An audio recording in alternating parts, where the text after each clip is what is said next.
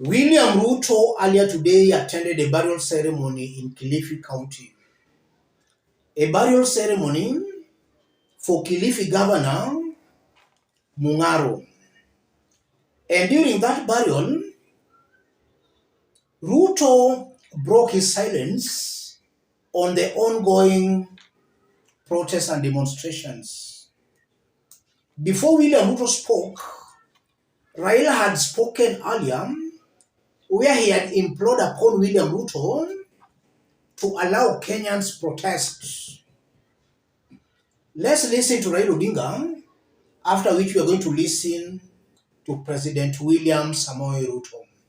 Listen to this. Manake nimeona wale wengine wamesema mambo ya siasa mingi. Leo sitaki kusema siasa.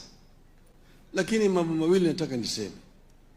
Manake tuko hapa sasa, najua Wakenya wengine wako barabarani hapa na pale.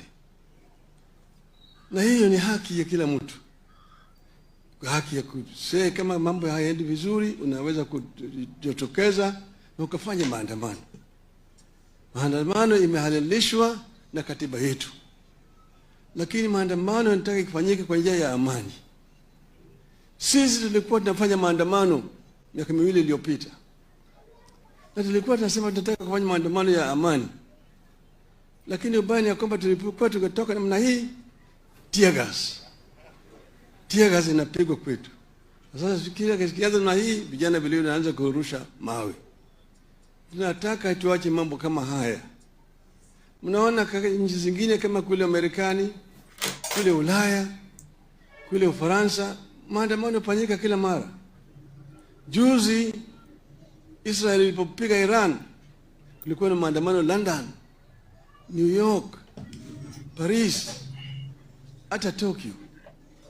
Lakini wanakwenda wanamwambia polisi, tutafanya maandamano, wanakubaliana na polisi, maandamano itatoka hapa mpaka pale. Kutoka saa hii hadi saa hii. Ikikwisha pale, wanatoa matamshi yao pale, alafu wanatoka. Hiyo ndio maandamano ambayo inakuwa ya amani. Tunataka tuweke sheria ili maandamano isilete shida. Kama juzi mliona mwaka jana, yule jamaa anaitwa Malema huko South Africa alisema ataleta nchi kwa standstill, na akakubaliwa. Akakuwa na watu wengi walitoka pale moja wakatembea mpaka pale wengine, wakamaliza wakasema mambo yake yote, wakafoka mambo yakakwisha ndio hiyo. Lakini sababu hapa sisi tunaleta fujo, watu wanapigwa, watu wanawawa, hiyo ni sababu maandamano inakuwa na shida katika taifa letu. Hii ni maneno mimi nimeshaambia hata serikali hapa. Tunataka yale maneno ya kuishi. Sasa hiko maneno ambayo niliongea juu yake juzi, ati wakati tulikuwa tunafanya maandamano, watu walikuwa wamepata majeraha. Kuna wengine ambao walikufa. Hiyo ni 2023. Hata mwaka jana wengine walikufa. Ili tumalize hii maneno yote kama Wakenya, tuanze safu mpya. Nilisema wale ambao walikufa, wazazi wao wapate nini? Fidia. Na hata wale ambao mwaka jana wa Gen Z iwe namna hiyo. Na wale ambao wako sasa katika hospitali vile wapewe pesa ya kupata matibabu. Hii maneno ikwishe, tuanze safu mpya. Tukaendelea mbele. Hii itaweza Kenya itakuwa kuja pamoja na tutatembea kama taifa moja. Mambo ya 2027 inakuja. Lakini tuko 2025. Hatuwezi kufanya campaign kwa miaka mitano kila mara kwa mara. Tukifanya namna hiyo nchi haiwezi kuendelea mbele. Mpaka tuwe wakati ambaye kuna amani. Kama uchaguzi imekwisha. Tutarudi. The remarks made by Raila Odinga prompted William Ruto to respond, and this is what he said. Niwahakikishie ya kwamba tutafanya bidii mimi kama kiongozi wa taifa hii kwa mapenzi ya Mungu, nikisaidiwa na baba hapa na viongozi wengine wote, tutaunganisha taifa letu la Kenya iwe ni mahali hakuna chuki, hakuna ukabila, hakuna kisirani, sote tunaishi kama ndugu moja, watu wa taifa moja, na tushughulike na mambo ya maendeleo ya taifa letu la Kenya. Let's put that into perspective.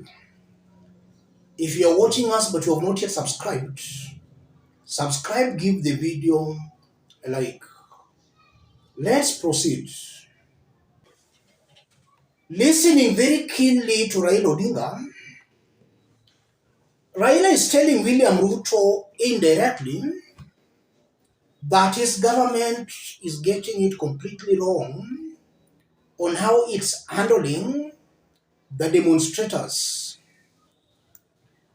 And Raila goes on to also indirectly assure William Ruto that he can still get things right. That's what Raila Odinga is basically telling William Samoei Ruto.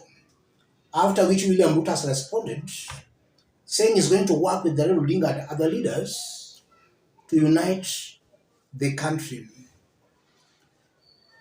If you compare William Ruto's government, as I speak, to that of maybe Uhuru Kenyatta,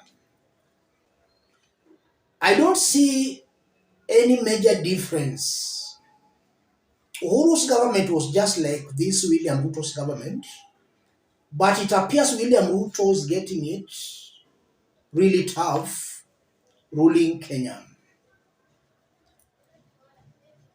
I strongly believe, ladies and gentlemen, that William Ruto is getting it rough because he has not yet addressed the political equation. This government was formed mainly by the Kikuyus and the Kalenjins, or rather the Mountain and the Kalenjin. Those were the major blocks that brought in this government.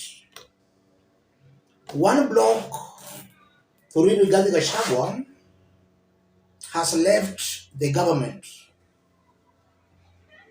For William Ruto to have it easy, he must find a replacement to the Mountains block.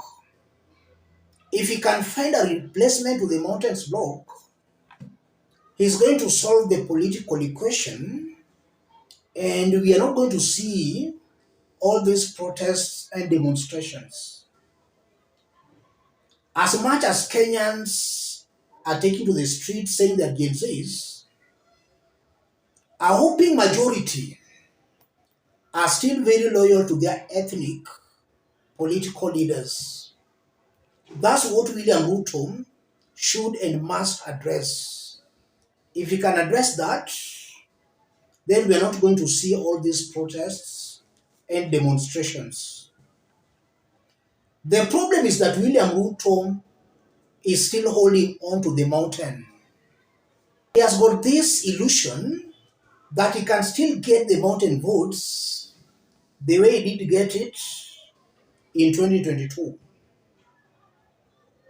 Ruto might be getting it wrong there.